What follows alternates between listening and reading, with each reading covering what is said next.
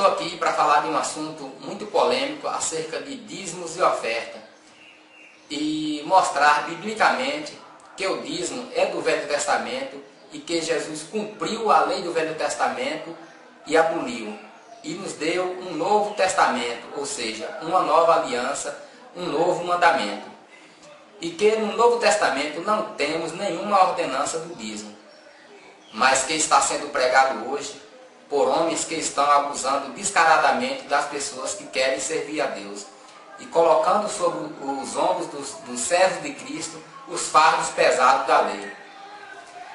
Quero lembrar também a você que me ouve, que me assiste, que sou contra a prática mosaica do dízimo, que é pregado hoje como doutrina, simplesmente por estar na Bíblia, mas que não é ensino de Cristo e nem dos apóstolos. E em outro vídeo irei falar da maneira correta de contribuirmos e qual é a finalidade de nossas contribuições como oferta e voluntariamente, como ensinou o apóstolo Paulo. Iremos ver biblicamente a verdade de todas as distorções feitas para enganar o povo em muitas denominações. Então, se você prestar atenção, vai ver claramente aonde está escrito a lei do dízimo, qual nação foi ordenada a pagar o dízimo, quem tinha o direito sobre os dízimos e qual era a finalidade do dízimo. Vai ver também o que é casa do tesouro, para onde os dízimos eram levados. Vai ver também o que significa o devorador, o que significa janelas do céu. Vai ver até quando a lei vigorou, quem estava roubando a Deus lá nos tempos de Malaquia. Vai ver também que o dízimo era de alimentos e não de dinheiro. Vai ver também que o dízimo não era para reformas ou construções de templos, como é hoje. Então vamos buscar a resposta na Bíblia. Primeiro, aonde está escrito a lei dos dízimos? Em Neemias 12:44 diz: no mesmo dia foram nomeados homens sobre as câmaras do tesouro para as ofertas alçadas e as primícias e os dízimos, para nelas recolherem dos campos e das cidades os quinhões designados pela lei, ou seja, as contribuições ordenadas pela lei para os sacerdotes, para os levitas, pois Judá se alegrava por estarem os sacerdotes e os levitas no seu posto. Em Neemias, capítulo 13, versículo 5, diz: e lhe fizeram uma câmara grande, onde dantes se recolhiam as ofertas de cereais, o incenso, os utensílios, os dízimos dos cereais, do mosto e do azeite, que eram dados por ordenança aos levitas e aos cantores e aos porteiros, como também as ofertas alçadas para os sacerdotes. Em Levítico 27:30 diz: também todos os dízimos da terra, quer dos cereais, quer do fruto das árvores, pertencem ao Senhor. Santos são ao Senhor. Números 18:21 diz: eis que aos filhos de Levi tenho dado todos os dízimos em Israel por herança, pelo serviço que prestam, o serviço da tenda da revelação. Número 18:24 diz: porque os dízimos que os filhos de Israel oferecem ao Senhor em ofertas alçadas, eu os tenho dado por herança aos levitas, porquanto eu lhe disse que nenhuma herança teria entre os filhos de Israel. Em número 18:26 diz: também falará aos levitas e lhe dirás: quando dos filhos de Israel receberdes os dízimos, que deles vos tenho dado por herança, então desses dízimos fareis ao Senhor uma oferta alçada, o dízimo dos dízimos. Em 2 Crônicas 31:12 diz: ali recolheram fielmente as ofertas, os dízimos e as coisas dedicadas, e tinha o cargo disso o levita Conanias, e depois dele Simei, seu irmão. Neemias 10:37 diz: e as primícias da nossa massa, e as nossas ofertas alçadas, e o fruto de toda sorte de árvore para as câmaras da casa do nosso Deus, e os dízimos da nossa terra aos levitas, pois eles, os levitas, recebem os dízimos em toda a cidade por onde temos lavoura. Como podemos ver claramente que a ordenança do dízimo faz parte de toda a lei de Moisés, como todas as outras ordenanças de direito, deveres e proibições que Deus deu a Moisés para o povo de Israel no Monte Sinai. Segundo ponto, qual foi a nação ordenada a pagar o dízimo? Em Número 18, 21, diz: eis que aos filhos de Levi tenho dado todos os dízimos em Israel, por herança pelo serviço que presta, o serviço da tenda da revelação. Em Número 18, 24, diz: porque os dízimos que os filhos de Israel oferecem ao Senhor em oferta alçada, eu os tenho dado por herança aos levitas, porquanto eu os lhe disse que nenhuma herança teria entre os filhos de Israel. Número 18, 26 diz: também falarás aos levitas e lhe dirás: quando dos filhos de Israel receberdes os dízimos, que deles vos tenho dado por herança, então desses dízimos fareis ao Senhor uma oferta alçada, o dízimo dos dízimos. Então veja bem que os dízimos que o povo dava para Deus, o próprio Deus deu para os levitas, e tinha a finalidade exclusiva de caridade, ou seja, tinha a finalidade de amor a várias classes de pessoas, para ser distribuído para mantimento dos levitas, dos sacerdotes, órfãos, viúvas, peregrinos e entre outras pessoas. E hoje é distribuído com quem? Os dízimos. Com quem é distribuído hoje? Porque lá no Velho Testamento tinha a finalidade de ser distribuído para várias pessoas, várias classes de pessoas, como os levitas, como órfão, viúva, estrangeiro, peregrino, porteiro, sacerdote, para muita gente. Hoje não vemos nada disso. Vemos também quem tinha o direito de receber os dízimos e para quem o povo entregava. Em Número 18, 21 diz: eis que aos filhos de Levi tenho dado todos os dízimos a Israel por herança, pelo serviço que presta, o serviço da tenda da revelação. Número 18, 24 diz: porque o dízimo que os filhos de Israel oferecem ao Senhor em oferta alçada, eu os tenho dado por herança aos levitas, porque ele disse que nenhuma herança teria entre os filhos de Israel. Quarto ponto, iremos ver qual era a finalidade dos dízimos e analisarmos se hoje os dízimos têm as mesmas finalidades. Em Deuteronômio 26, 12 diz: quando acabardes de separar todos os dízimos da tua colheita do terceiro ano, que é o dízimo dos dízimos, dai-lo-ás aos levitas, aos estrangeiros, ao órfão e à viúva, para que comam dentro das tuas portas e se fartem.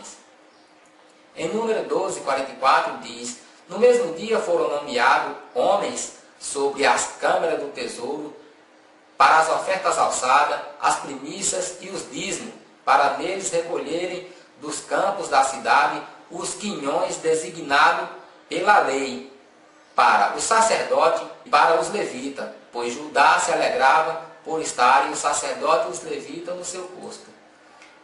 Em Neemias 13, 5 diz: e lhe fizeram uma grande câmara, onde dantes se recolhia as ofertas de cereais, o incenso, os utensílios, os dízimos dos cereais, e do moço e do azeite, que eram dados por ordenança aos levitas, aos cantores, aos porteiros, como também as ofertas alçadas para os sacerdotes.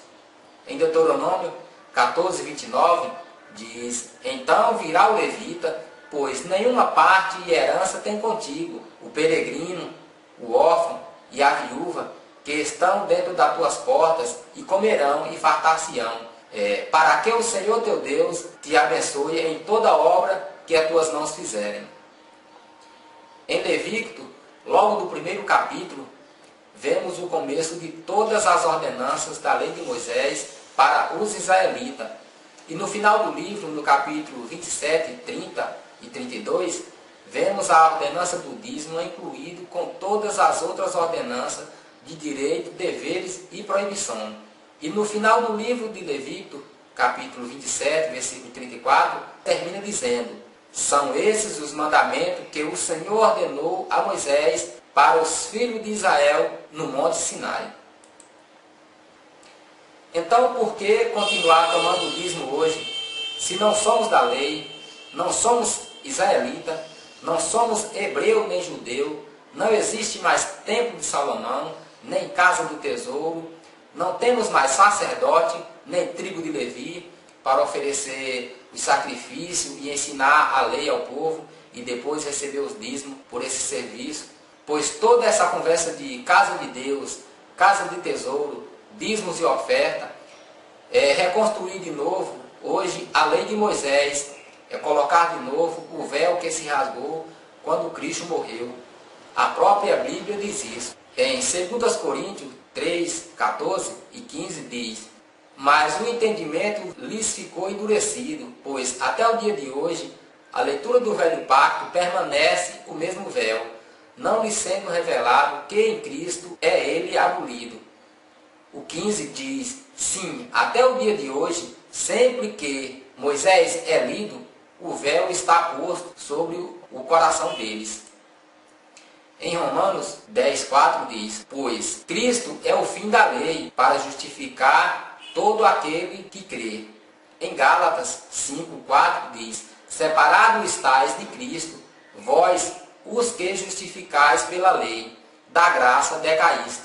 Gálatas 3, 13 diz: Cristo nos resgatou da maldição da lei, fazendo-se maldição por nós, porque está escrito: maldito todo aquele que for pendurado no madeiro. Em Tito 3, 9 diz: mas evita questões tolas, genealogia, contendas e debates acerca da lei, porque são coisas inúteis e vãs. Em Hebreus 7,12 diz: pois, mudando-se o sacerdócio, necessariamente se faz mudança da lei. E em Gálatas 3,10 diz: pois todos quantos são das obras da lei estão debaixo da maldição, porque está escrito: maldito todo aquele que não permanecer em todas as coisas que estão escritas no livro da lei para fazê-las. Em Romanos 7,5 diz: pois, quando estávamos na carne, as paixões dos pecados suscitavam pela lei, operavam em nossos membros, para darem frutos para a morte. Em Romanos 7, 6 diz: mas agora fomos libertos da lei, havendo morrido para aquilo em que estávamos retidos, para servirmos em novidade de espírito, e não na velhice da letra. Portanto, segundo o Velho Testamento, os levitas foram separados por Deus para tomar conta da tenda da revelação, da arca da aliança e das congregações do povo, para levar o conhecimento e os ensinamentos dos estatutos da lei de Moisés para as 11 tribos de Israel, que tinham posses e herança na terra prometida. Quanto aos levitas, a herança deles era os dízimos do povo de Israel, e de todas as nações que existiam, somente o povo de Israel dava o dízimo e tinha a obrigação de dizimar.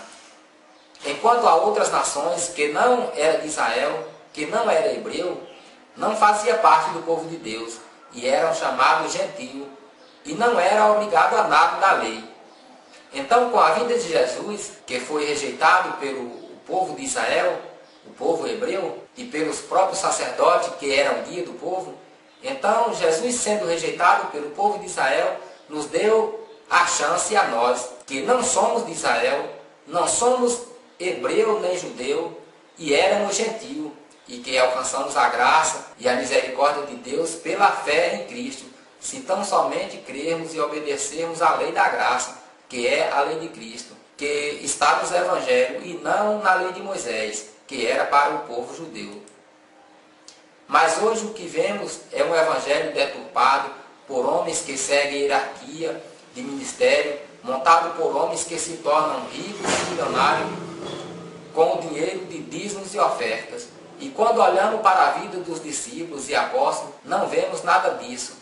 Vemos o apóstolo Paulo dizendo em 1 Coríntios 4, 11, que passava fome, passava sede e se vestia de trapos e não tinha moradia certa. E ainda de vez em quando levava uma surra. Temos hoje uma glutonaria e avareza das denominações, com muitos pastores que distorcem a Bíblia, dizem que a lei de Moisés foi abolida com a morte de Cristo, mas quando tentam justificar a farsa do dízimo, vão direto para o Velho Testamento, ou seja, vão direto na lei de Moisés e de todos os mandamentos da lei de Moisés que Cristo cumpriu e aboliu, eles vão lá e ressuscitam somente o dízimo. E no final dizem para o povo: está vendo como o dízimo é bíblico? Eu também concordo que o dízimo é bíblico, mas o pastor, ou você que é defensor do dízimo e que gosta de citar essa frase como o dízimo é bíblico, irmão, está na Bíblia. Então eu pergunto, circuncidar, guardar o sábado, dar carta de divórcio, ter várias mulheres, fazer holocausto, sacrificar animais, apredejar os adúlteros, não comer carne de porco, que era proibido. Lá também na lei de Moisés era olho por olho, dente por dente. Isso também não está na Bíblia? Isso também não é bíblico? Por que não é ensinado hoje, que só optaram pelo dízimo? Aí muitos dizem assim: não, essas coisas aí era da lei de Moisés, isso aí era para o povo de Israel, Jesus aboliu, essas coisas aí não é para praticarmos hoje mais não. Então eu digo para essas pessoas o mesmo que Jesus disse para os fariseus: o hipócrita, o dízimo não faz parte da mesma lei? Por que ficou até hoje? Eu considero isso uma afronta contra Deus, pois pela avareza e o amor ao dinheiro e o luxo das denominações colocam impedimento ao Evangelho de Cristo. Pois é muito comum encontrarmos pessoas que não aceitam Cristo e o Evangelho porque dizem que não vão para a igreja dar dinheiro para vagabundos se enriquecerem. Também é muito comum encontrarmos pessoas que creem no Evangelho, aceitam Cristo como Salvador, recebem a graça e o perdão dos pecados, mas infelizmente com pouco tempo vem a decepção. O pastor, o qual Jesus mandou ele pregar as boas novas do Evangelho, vai lá no Velho Testamento e traz a memória da lei de Moisés e diz: irmãos, traga seus dízimos e oferta para Deus, para a casa de Deus e para a obra de Deus. Não roube a Deus, não seja ladrão, pois o ladrão não entra no reino do céu. Se quiser expulsar o demônio devorador da sua vida e da sua casa, traga o dízimo. Se não trouxer, não adianta vir nem na igreja orar. Aí diz: porque você está roubando a Deus, sendo que a igreja é a pessoa que aceita Cristo como Salvador. O nome de Jesus é capaz de expulsar legiões de demônios, que são muitos, mas esse suposto devorador só sai com o poder do dinheiro. Então aquela pessoa que aceitou a fé, aceitou a Cristo, foi salva pelo poder do sangue de Cristo, agora descobre que tem um demônio devorador em sua vida, porque não deu o dízimo. Descobre também que aceitar a Cristo, sendo nova criatura, vivendo em santidade, agora não salva. Quem salva agora é o dízimo. E se não der, já está condenado.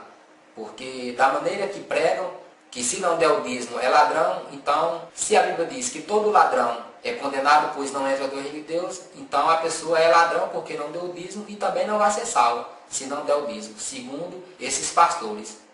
Esse é o método usado para manipular e amedrontar as pessoas que dão o dízimo por medo. Isso é aquele mesmo que antes lhe disse que a salvação é de graça e que o preço já foi pago, agora diz que depende de 10% do que você ganhar durante a vida inteira.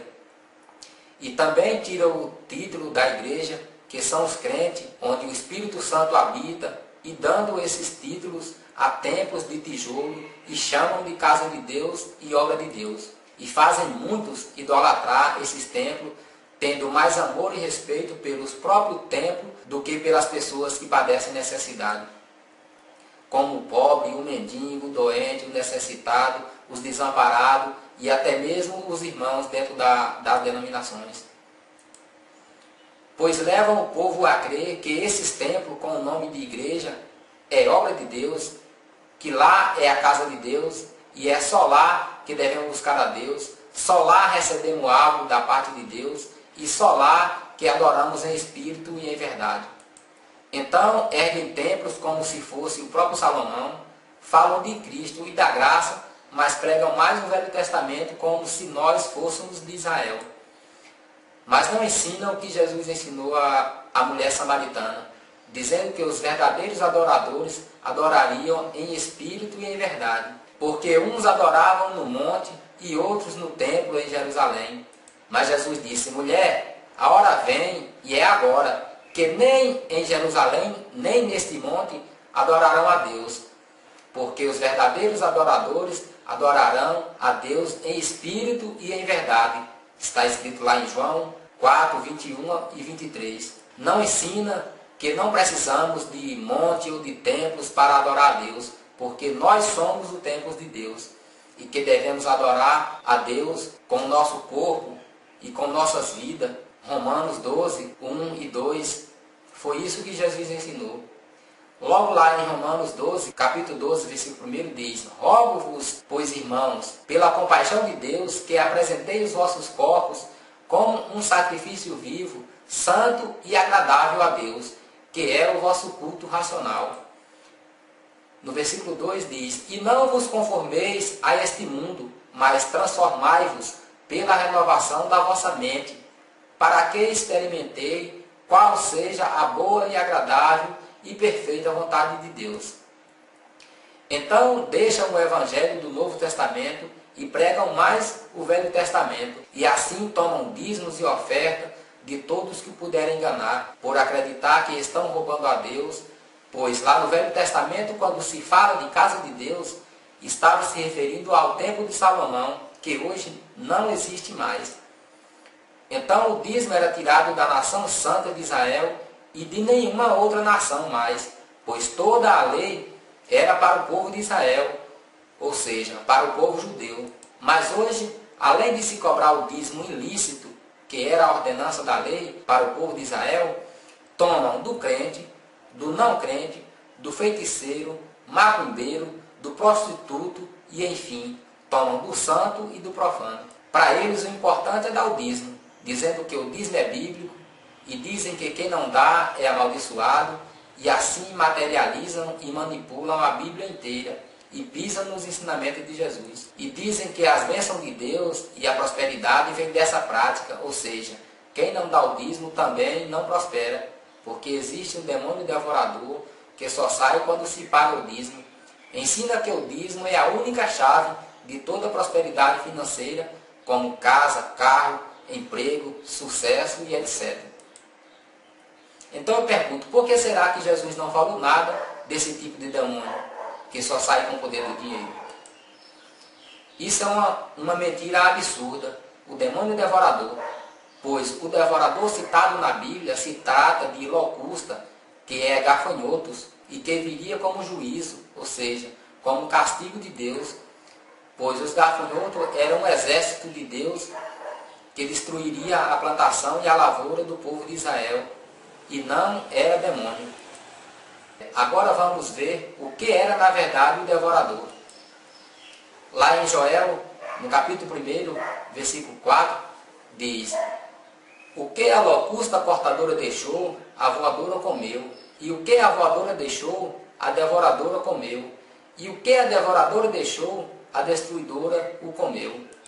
Joel 24 ao 25 diz: alegrai-vos, pois, filho de Sião, e regozijai-vos no Senhor vosso Deus, porque Ele vos dá em justa medida a chuva temporã, e a faz descer abundante chuva, a temporã e a serondia, como dantes.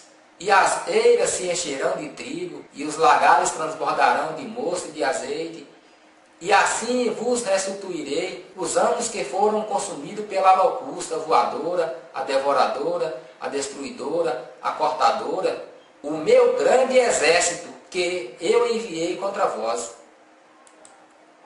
Em Malaquias 3,11 diz: também por amor de vós reprovarei o devorador, e ele não destruirá o fruto da vossa terra, nem a vossa vinha lançará o fruto antes do tempo, diz o Senhor dos Exércitos. Em Amós 4:9 diz: ferir-vos com o crestamento e a ferrugem, a multidão das vossas hortas, e das vossas vinhas, e das vossas figueiras, e das vossas oliveiras. Foi devorado pela locusta, ou seja, gafanhotos que seriam o devorador da plantação. E Deus diz: contudo, não vos converterdes a mim, diz o Senhor. Então, como você pode ver, o devorador citado na Bíblia se trata de locusta, que são várias espécies de gafanhoto. Diferente do que é dito por pastores e pregadores, que com suas teologias, normas e hierarquia de seus ministérios, de ensinos que são preceitos e doutrinas de homens que passam de mestre para seus discípulos e não a verdade bíblica. Afirma que o devorador é um demônio e que só sai quando se paga o dízimo. Mas a Bíblia desmente e desmascara esse falso ensino, pois o devorador citado na Bíblia é a locusta, ou seja, gafanhotos que eram como um exército enviado por Deus, que está escrito em Joel 2, 23 ao 25, que viriam como juízo, ou seja, castigo de Deus para destruir a lavoura e a plantação dos israelitas. O mesmo devorador citado em Malaquias 3,11, que seria reprovado por Deus para não destruir os frutos da terra, nem a vinde, que era a plantação de uva, fala de locusta voadora, locusta cortadora e a devoradora, que eram vários tipos de gafanhotos, pois a Bíblia fala de devorador se referindo aos gafanhotos e não a demônio. Então os cobradores e defensores do dízimo usam somente um trecho do livro de Malaquias e ainda distorcido e dirige aos crentes hoje de regra em geral, quando na verdade o livro de Malaquias inteiro é direcionado ao sacerdote. É só lermos com atenção o livro inteiro que iremos compreender. No entanto, os dízimos eram para suprir as necessidades dos levitas, os sacerdotes, os órfãos, as viúvas, os peregrinos, os estrangeiros, os cantores e os porteiros. No Novo Testamento não temos nenhuma ordenança para se cobrar o dízimo. O que temos no Novo Testamento é uma prova de que o dízimo pertence à lei de Moisés. Lá em Hebreus vemos essa prova. Hebreus 7,5 diz: eis que dentre os filhos de Levi recebem o sacerdócio, tem ordem, segundo a lei, de tomar os dízimos do povo, isto é, de seus irmãos, ainda que esses também tenham saído dos lombos de Abraão. Em Hebreus 7, 9 diz: e por assim dizer, por meio de Abraão até Levi, quem recebe dízimo pagou dízimo. Ou seja, o dízimo teve fim quando acabou o sacerdócio levítico, quando Cristo cumpriu a lei do Velho Testamento e hoje não existe sacerdócio levítico. E além de ser errado cobrar o dízimo da lei, hoje em plena graça, e com os tais dízimos não praticam o amor, não usam em favor do necessitado, não ajudam os pobres, ao contrário, tomam o que eles têm, alegando que o dízimo é bíblico, que o dízimo é para a obra de Deus, ou seja, igreja, templos de tijolo, que não é igreja, pois nos evangelhos a igreja de Cristo e o templo e a morada do Espírito Santo somos nós. E assim todo o dinheiro de dízimos e oferta é para os líderes, é para construções de templo, instituições, denominações extravagantes e luxuosas. É para assalariar meia dúzia de pastores com salários exagerados, onde a verdadeira igreja, que são os crentes e que Cristo prometeu vir buscar, só tem o direito de dar e nunca de receber. Hoje o dízimo é empregado completamente ao contrário do dízimo arrecadado na lei. Pois os dízimos, na lei de Moisés, tinham a finalidade que era suprir as necessidades de muitas pessoas.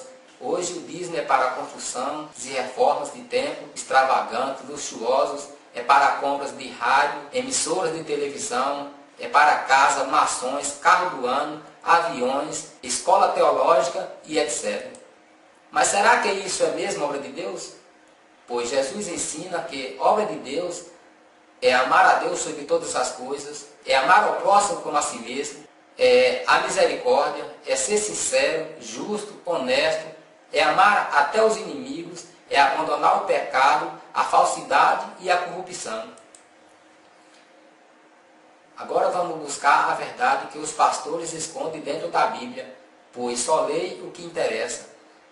Malaquias 3,10 para manipular e afirmar que são os fiéis, ou seja, o povo que estava roubando a Deus, quando não dava o dízimo.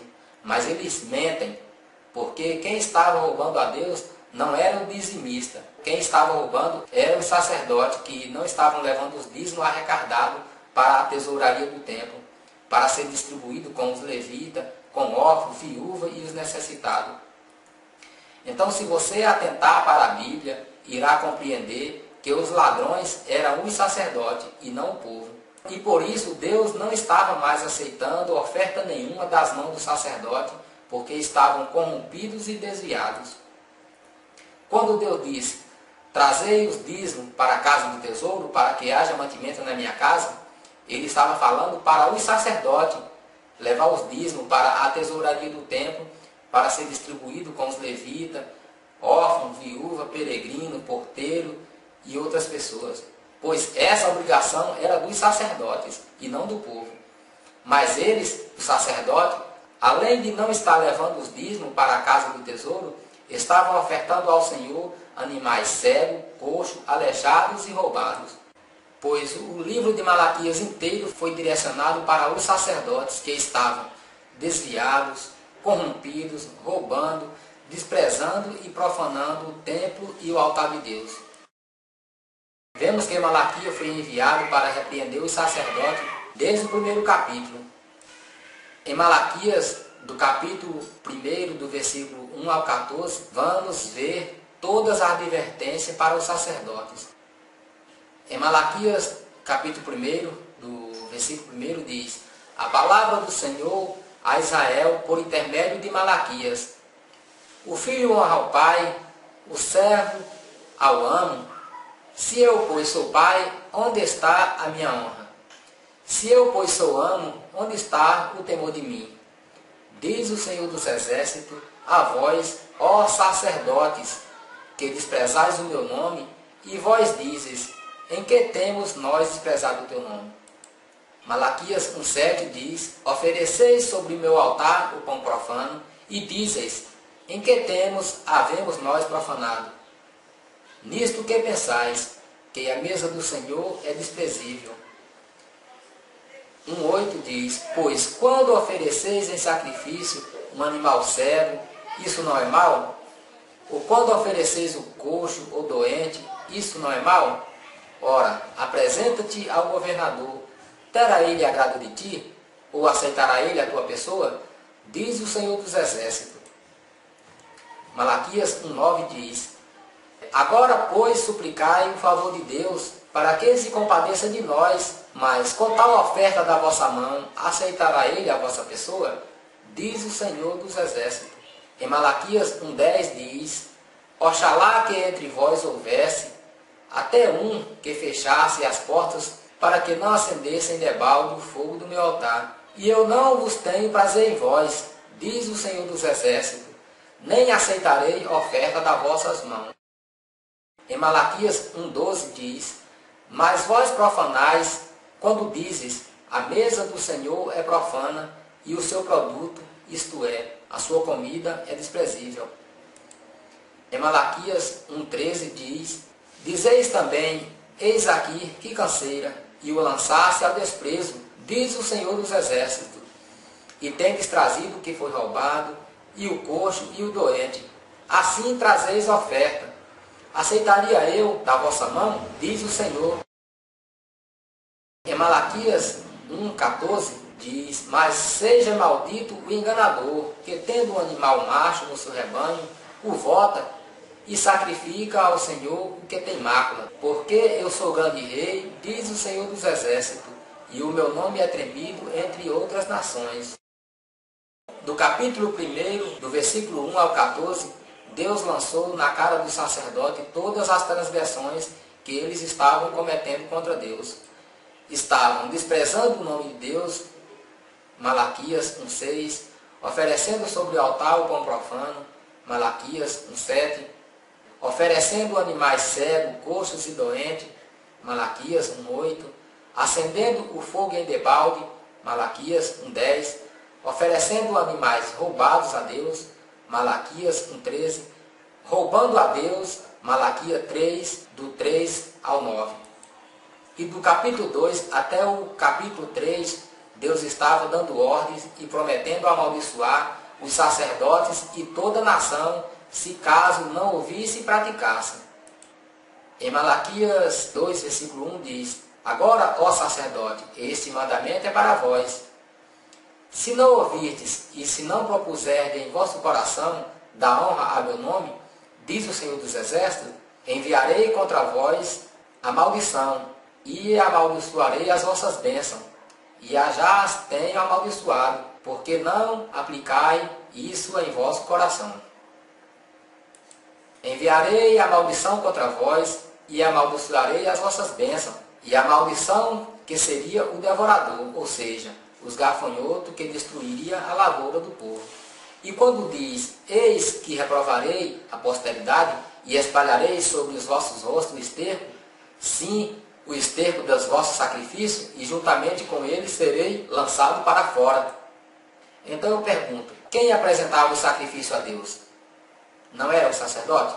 Então Deus disse para eles, reprovarei a posteridade, que quer dizer, reprovarei as bênçãos que haveriam de vir. E espalharei sobre os vossos rostos o esterco dos vossos sacrifícios, e juntamente com ele serei lançado para fora. Quer dizer, com os sacrifícios que estavam sendo oferecidos pelos sacerdotes, Deus considerava como esterco, e prometeu lançar eles, o sacerdote, para fora do templo, junto com os sacrifícios. Malaquias 2:3. Em Malaquias 2, versículo 4, Deus diz para o sacerdote, então sabereis que eu vos enviei este mandamento, para que o meu pacto fosse com Levi, diz o Senhor dos Exércitos. Logo em Malaquias 2:7 diz, pois os lábios do sacerdote devem guardar o conhecimento, e da sua boca os homens procurar instrução, porque ele é o mensageiro do Senhor dos Exércitos. Em Malaquias 2:8 diz, mas vós desviaste do caminho, e a muitos fizeste tropeçar na lei, pois corrompeste o pacto de Levi, diz o Senhor dos Exércitos.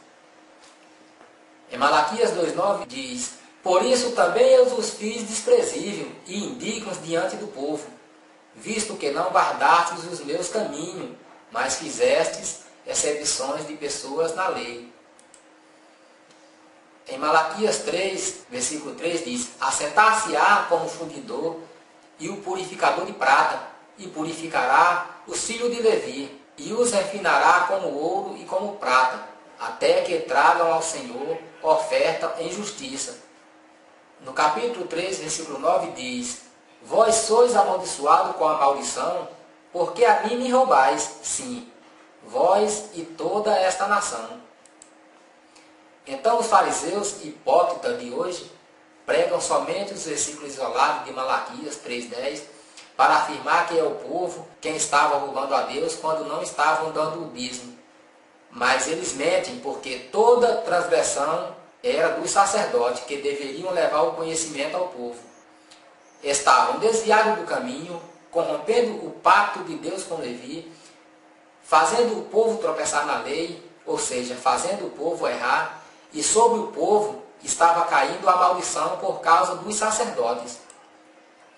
No capítulo 3, versículo 3, Deus diz que viria purificar os filhos de Levi, que eram os sacerdotes. E no capítulo 3, 9, Deus diz, vós sois amaldiçoados com a maldição, porque a mim me roubais.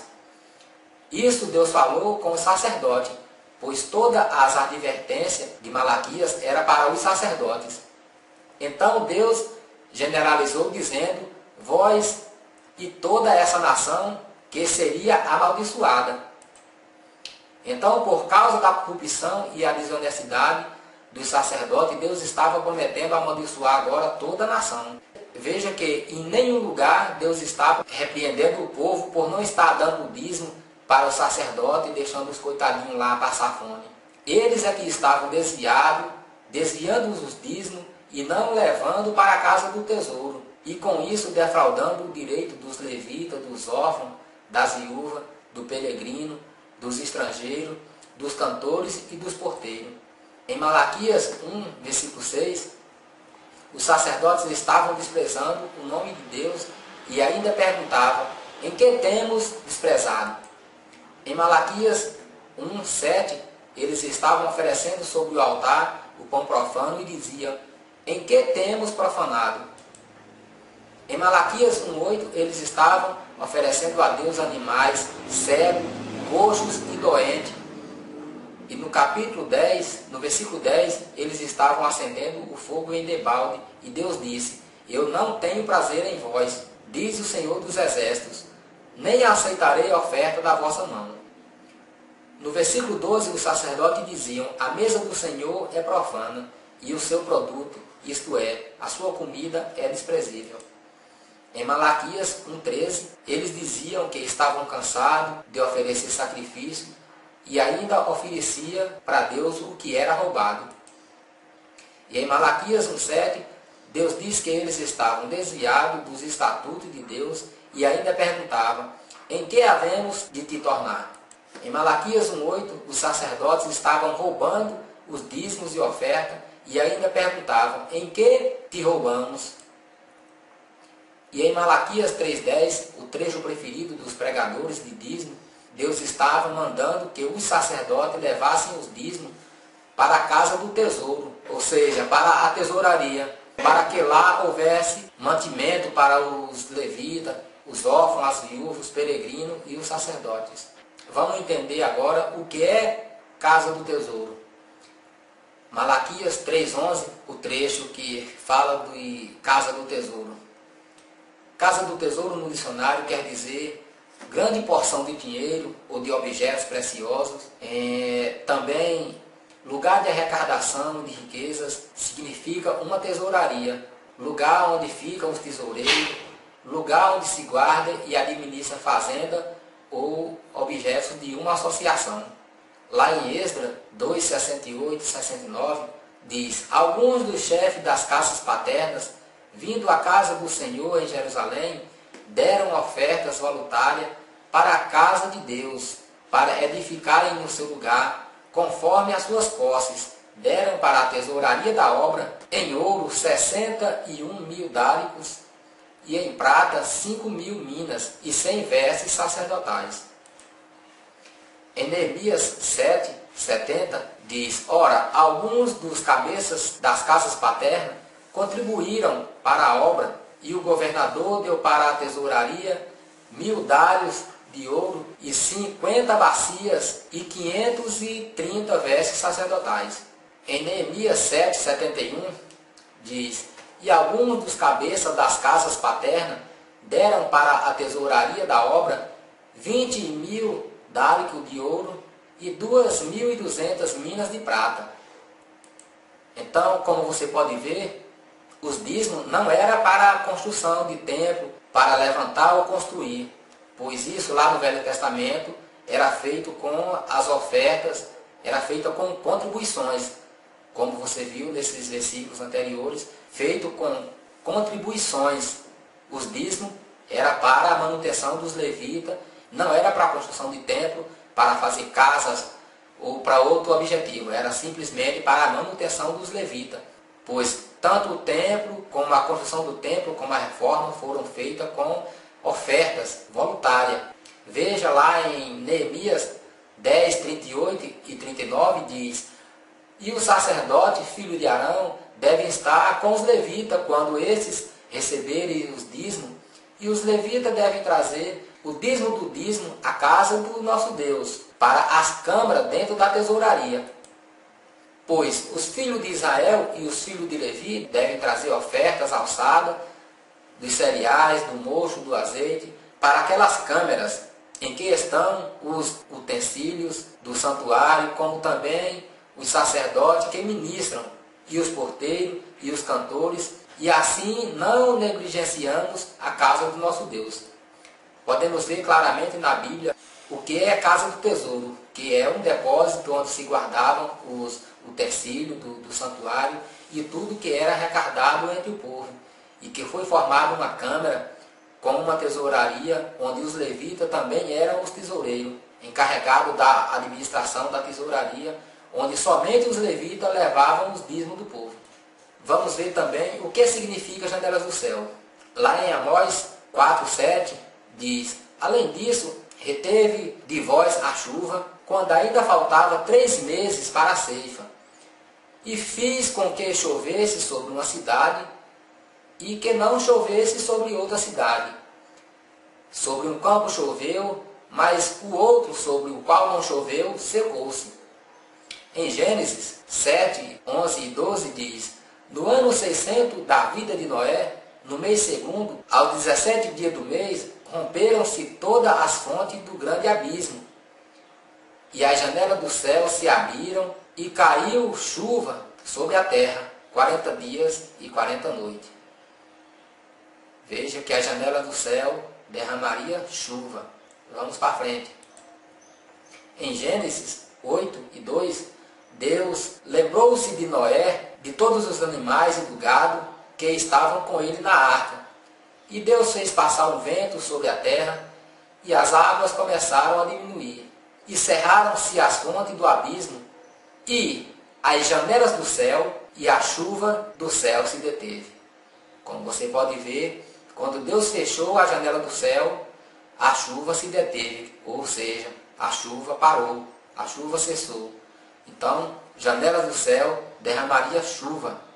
Quando em Malaquias 3:10 diz: trazei todos os dízimos à casa do tesouro, para que haja mantimento na minha casa, e depois fazei prova de mim, diz o Senhor dos Exércitos, se eu não vos abrir a janela do céu e derramar sobre vós tal bênção, que dela advenha a maior abastança, então vamos buscar entendimento na palavra de Deus, pois vemos pregadores distorcendo esses versículos e manipulando toda a verdade do texto bíblico, dizendo que janelas do céu, hoje o céu se abre, quando você paga o dízimo, que a janela do céu se abre e a prosperidade vem. Mas a prosperidade, lá Malaquias estava falando que a janela do céu se abria e viria chuva para que o povo de Israel pudesse plantar.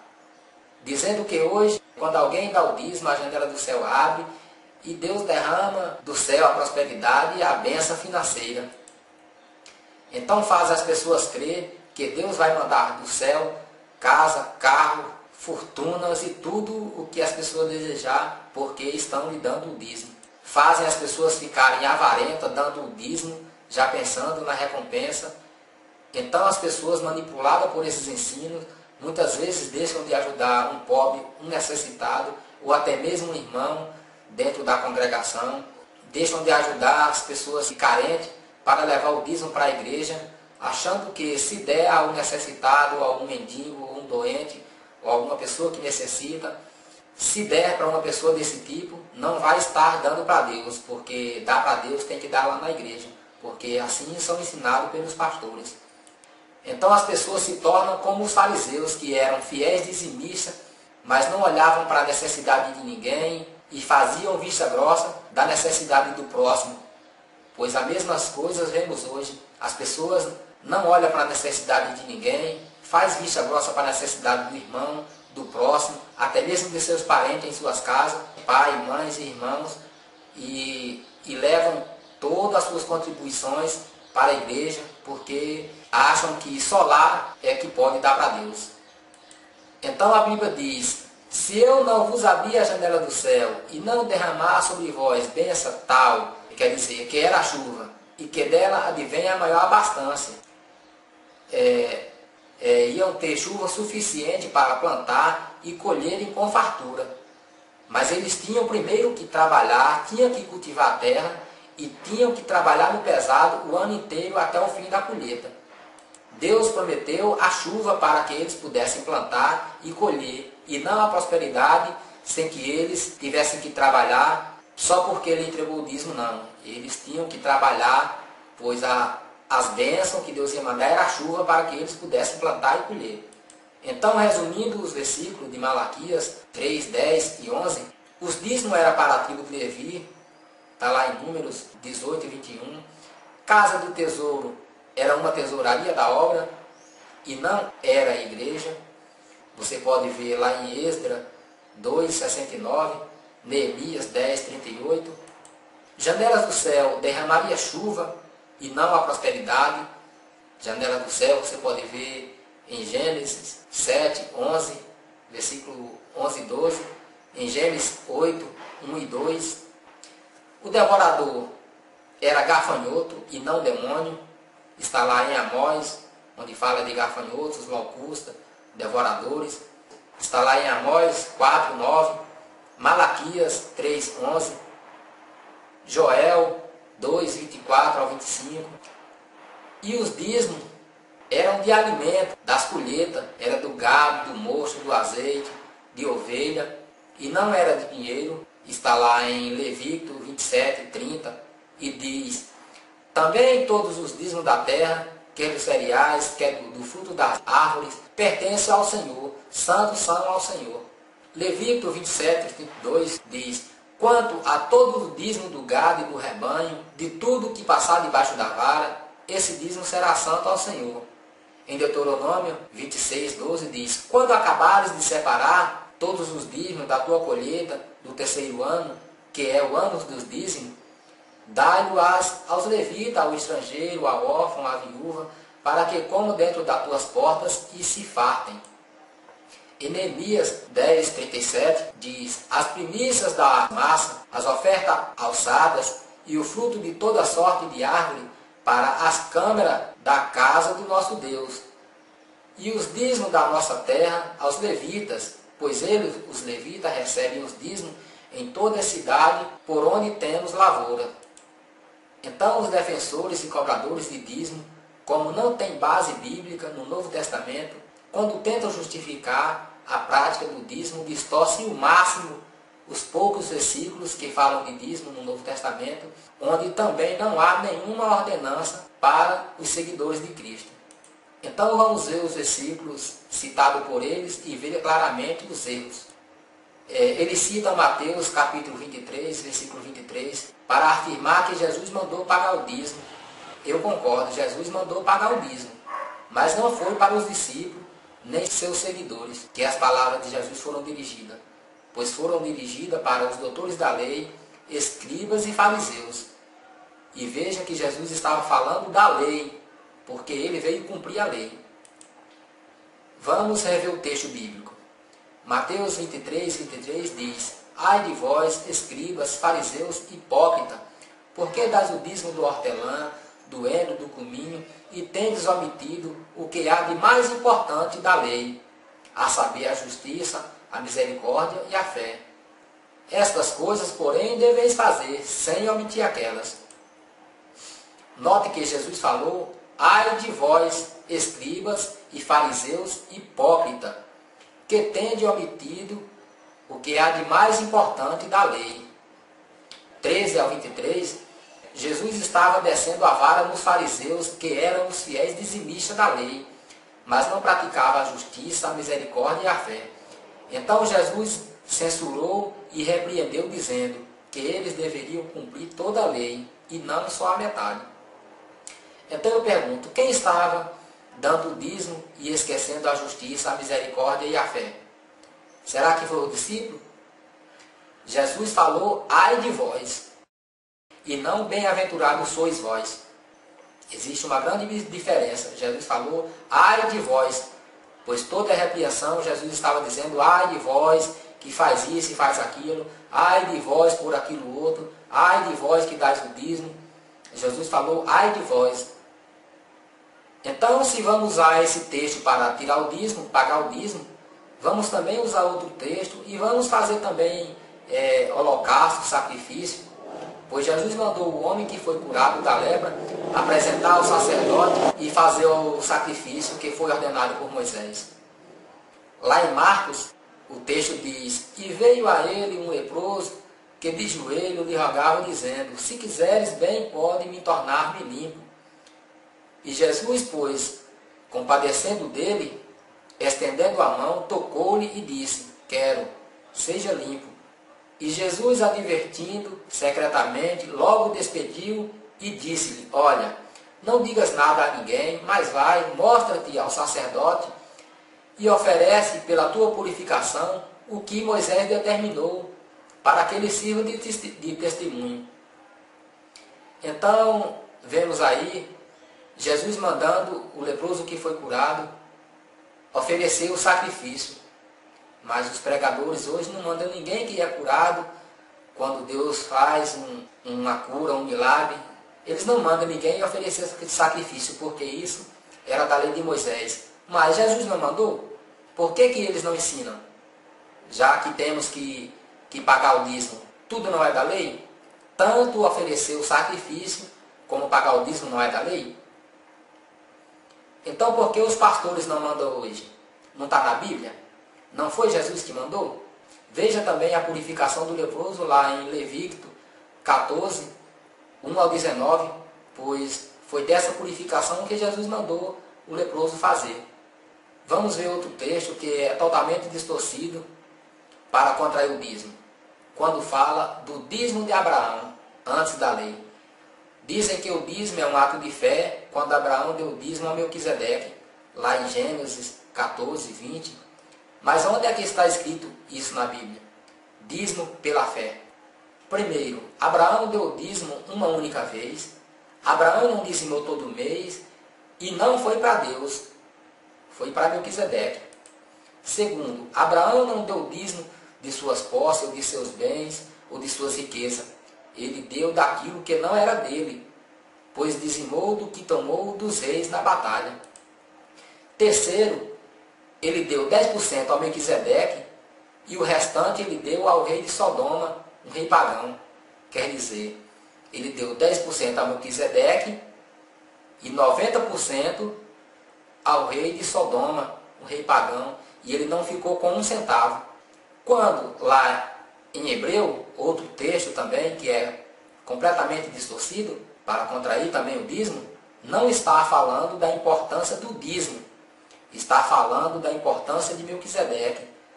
Falando de quão grande era Melquisedeque, que até o patriarca Abraão lhe deu o dízimo. E que Jesus seria semelhante a Melquisedeque. Vamos ver o texto. Hebreus 7,4 diz: considerai, pois, quão grande era este. Veja que está falando de Melquisedeque, a quem até o patriarca Abraão deu o dízimo, entre os melhores despojos. Em Hebreus 7,5, temos a prova que o dízimo era da lei. O versículo está falando que o dízimo era da lei. Isso é uma prova que o dízimo era da lei.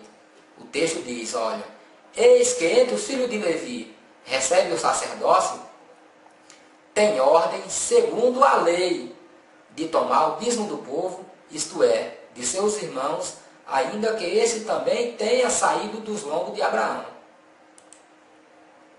Em Hebreus 7,8 diz, aqui certamente recebe dízimo homens que morrem, ali porém recebe aquele de quem se testifica que vive. Quer dizer, aqui está falando de Melquisedeque e não de Jesus. Em Hebreus 7,9 diz, e por assim dizer, por meio de Abraão até Levi. Veja que está falando por meio de Abraão até o sacerdócio levítico. Quem recebe dízimo, pagou dízimo. Ou seja, aqui está dizendo que a lei do dízimo acabou junto com o sacerdócio levítico, pois os dízimos foi criado para os sacerdotes, foi criado para os levitas. Então, para quem usa esses trechos de Hebreus 7 e Mateus 23, versículo 23, e outros textos do Novo Testamento, devem também saber que Jesus nasceu sob a tutela da lei, devem saber também que Jesus praticava a lei enquanto vivia e veio cumprir a lei. Lá em Gálatas 4, versículo 4, diz, mas vindo a plenitude dos tempos, Deus enviou o seu Filho, nascido de mulher, nascido debaixo da lei. Quer dizer, Cristo nasceu cumprindo a lei, para resgatar os que estavam debaixo da lei, a fim de recebermos a adoção de filhos. Lucas 2,27 diz, assim pelo Espírito foi ao templo, e quando os pais trouxeram o menino Jesus, para fazer por ele segundo os costumes da lei. Em Mateus capítulo 5, 17 diz, Jesus disse, não pense que eu vim destruir a lei ou os profetas. Não vim destruir, mas cumprir. Quer dizer, Jesus não veio acabar com a lei, ele veio primeiro cumprir o Velho Testamento e dar um Novo Testamento. Então Jesus disse que não veio abolir a lei, mas cumprir, e que nenhum tio seria tirado da lei sem que tudo seja cumprido. Mas esse cumprimento aconteceu quando ele deu seu último suspiro lá na cruz e disse: está tudo consumado, ou seja, ele quer dizer, tudo está cumprido. Em Mateus 5,18 diz: porque em verdade vos digo que até que o céu e a terra passem, de modo nenhum passará da lei um só tio, até que tudo seja cumprido. Em João 19,30 diz: então Jesus, depois de ter tomado o vinagre, disse: está consumado. E inclinando a cabeça, entregou o Espírito.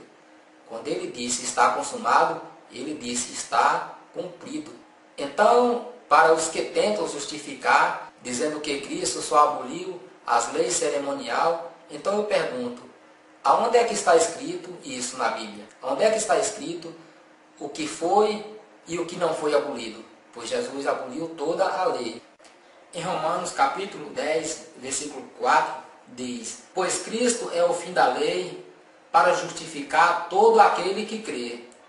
Vemos o apóstolo Paulo, quando obedecia à lei, perseguia os crentes. E veja o que ele mesmo falou quando começou a seguir Jesus. Em 1 Coríntios capítulo 9, versículo 20, diz: fiz-me como judeus para ganhar os judeus. Para os que estão debaixo da lei, como se estivesse eu debaixo da lei.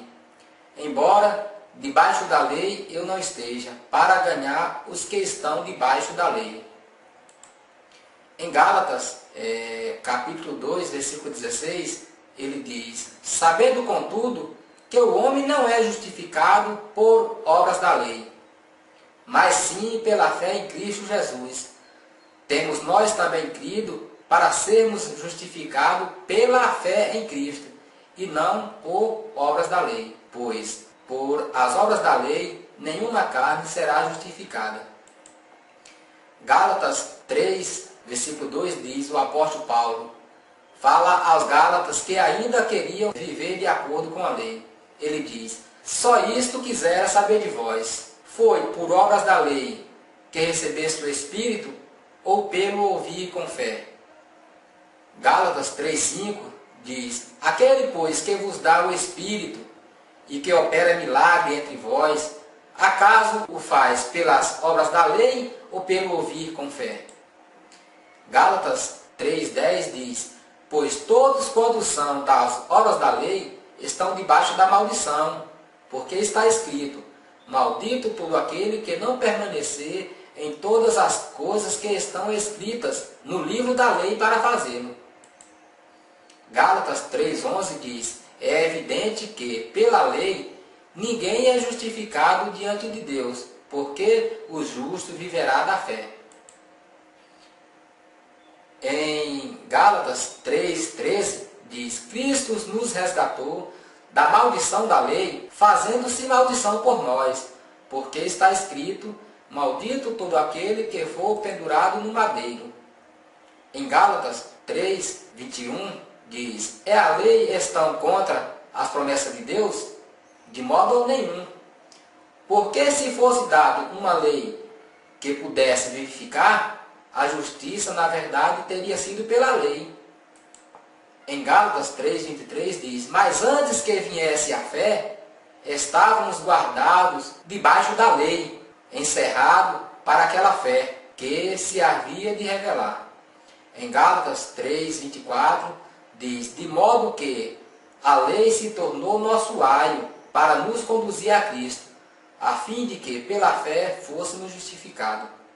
Em Gálatas 5,4 diz: separados estais de Cristo, vós os que justificais pela lei, da graça decaíste. Filipenses 3,5 diz: circuncidado ao oitavo dia, da linhagem de Israel, da tribo de Benjamim, hebreu de hebreu, quanto à lei fui fariseu. Quer dizer, nesse texto, o apóstolo Paulo diz que ele era de Israel, ele foi circuncidado ao oitavo dia, era da linhagem de Israel, era da tribo de Benjamim, era hebreu, filho de hebreu, mas quanto à lei, ele foi fariseu. Isso foi as palavras do próprio apóstolo Paulo. Pela lei, ele foi fariseu. Em Filipenses 3:6, ele diz: quanto ao zelo pela lei, persegui a igreja, quanto à justiça que há na lei, fui irrepreensível. Quer dizer, ele era um homem honesto, justo perante a lei, mas quanto à fé, ele precisava se arrepender muito. Em Hebreus 9:22 diz: e quase todas as coisas da lei, segundo a lei, se purificam com sangue, e sem derramamento de sangue não há remissão. Em Hebreus 10, versículo 1 diz: porque a lei, tendo a sombra dos bens futuros, e não a imagem exata das coisas, não podem nunca, pelos mesmos sacrifícios que continuamente se oferece de ano em ano, aperfeiçoar os que se chegam a Deus. Em Tiago 2:8 diz: portanto, se estais cumprindo a lei real, segundo as Escrituras, amarás a teu próximo como a ti mesmo, fazes bem. E em Tiago 2:10 diz: pois qualquer que guardar toda a lei, mas tropeçar em um só ponto, tem se tornado culpado de todos. Em Romanos 10:4 diz: pois Cristo é o fim da lei para justificar todo aquele que crê. Então hoje muitos pastores e pregadores hipócritas correm para o Velho Testamento e falam que o devorador que destruiria a plantação do povo de Israel, hoje eles traduzem que esse devorador é um demônio que destrói as finanças e coloca na miséria a vida dos que não são dizimistas, quer dizer, coloca na miséria a vida dos que não dão o dízimo. Mas eles não pegam os trechos bíblicos como Isaías 56:11 para traduzir que hoje os pastores de hoje são uns cães gulosos que nunca podem se fartar, que nunca se fartam.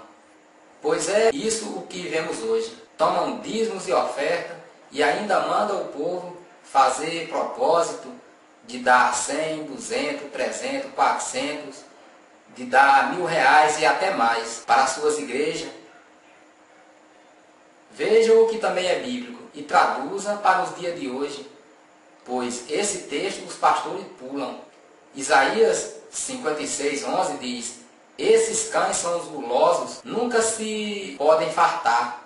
Eles são pastores que nada compreendem, todos eles se tornam para o seu caminho, cada um para a sua ganância, todos sem exceção. Em Ezequiel 34 diz: filho do homem, profetiza contra os pastores de Israel, profetiza e diz aos pastores: assim diz o Senhor Deus, ai dos pastores de Israel que se apacentam a si mesmos. Não deveria os pastores apacentar as ovelhas? Ezequiel 34:10 diz: assim diz o Senhor Deus, eis que eu estou contra os pastores, das suas mãos requererei as minhas ovelhas, e farei que eles deixem de apacentar as ovelhas, de sorte que não apacentarão mais a si mesmos. Livrarei as minhas ovelhas da sua boca, para que não lhes sirvam de pasto.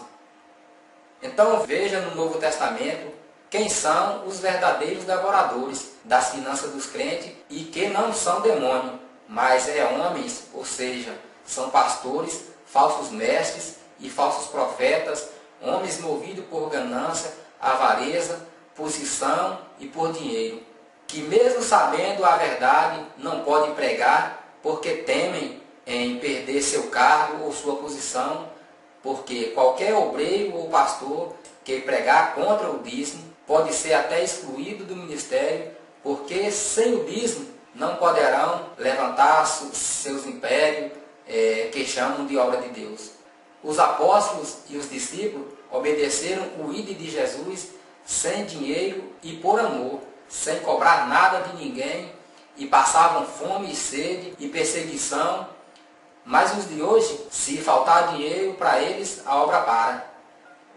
Então veja quem é o verdadeiro devorador, pois lá em Malaquias o devorador citado sempre foi gafanhotos, que somente os hipócritas de hoje dizem que é um demônio.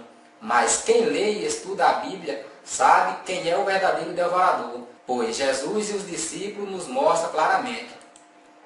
Em Mateus 7,15, Jesus disse: olha, guardai-vos dos falsos profetas, que vêm até vós disfarçados em ovelha, mas por dentro, interiormente, são lobos devoradores. Esse foi o devorador que Jesus falou. Esse é o verdadeiro devorador que nós vemos na Bíblia. No Novo Testamento são falsos obreiros, falsos mestres, são falsos profetas. O verdadeiro devorador. Em 1 Pedro, o apóstolo também falou desse devorador.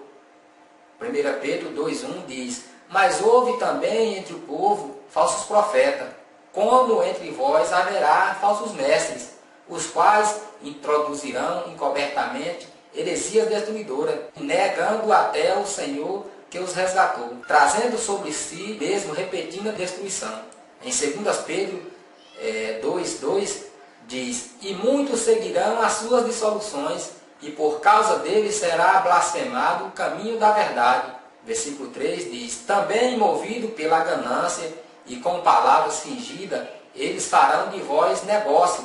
A condenação dos tais já de largo tempo não tarda, e a sua destruição não dormita.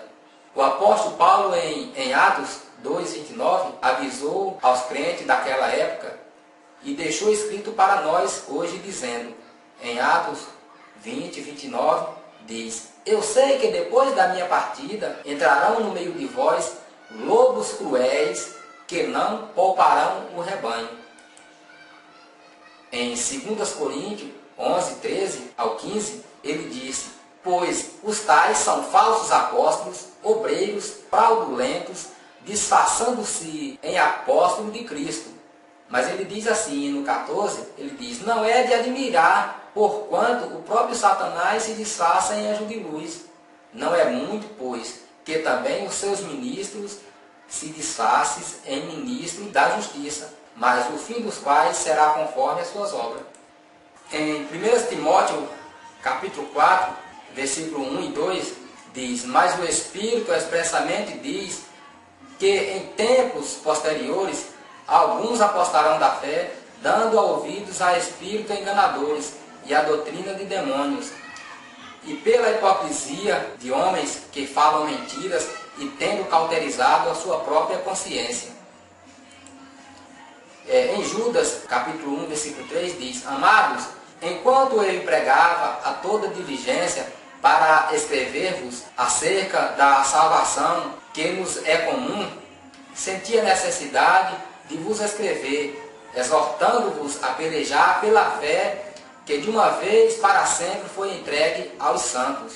Porquanto se introduziram furtivamente certos homens que já desde há muito tempo estavam destinados para esse juízo, homens ímpios que convertem em dissolução a graça do nosso Deus e negam o único, soberano e Senhor Jesus Cristo. Então, quando muitos homens pregam um evangelho misto ou distorcido, quando leem os livros da lei e aplicam hoje, pegam leituras bíblicas nos livros da lei e fazem muita simbologia, deixam de pregar o verdadeiro evangelho do Novo Testamento, eles convertem em dissolução a graça do nosso Deus, quer dizer, a graça que o nosso Senhor Jesus trouxe. Judas 1,8 diz: contudo, semelhantemente, também esses falsos mestres, sonhando, contaminam a sua carne, rejeitam toda a autoridade e blasfemam das dignidades. Em Judas 1,10 diz: esses, porém, blasfemam de tudo que não entendem, e naquilo que compreende de modo natural, como seres irracionais, mesmo nisso se corrompem. Em Judas 1,11 diz: ai deles, porque foram pelo caminho de Caim, e por amor do lucro se afirmam ao erro de Balaão, e pereceram na rebelião de Coré. O 12 diz: esses são os escolhidos em vossos ágape, quando se banqueteiam convosco, pastores que apacentam a si mesmos sem temor.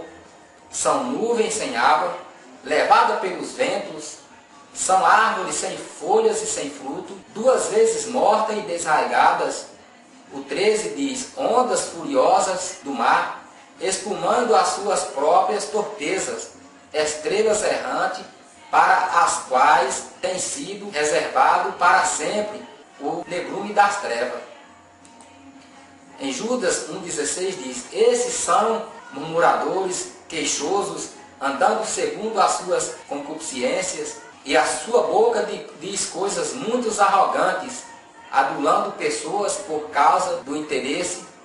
No 17 diz: mas vós, amado, lembrai-vos da palavra que foram dita pelos apóstolos do nosso Senhor Jesus Cristo,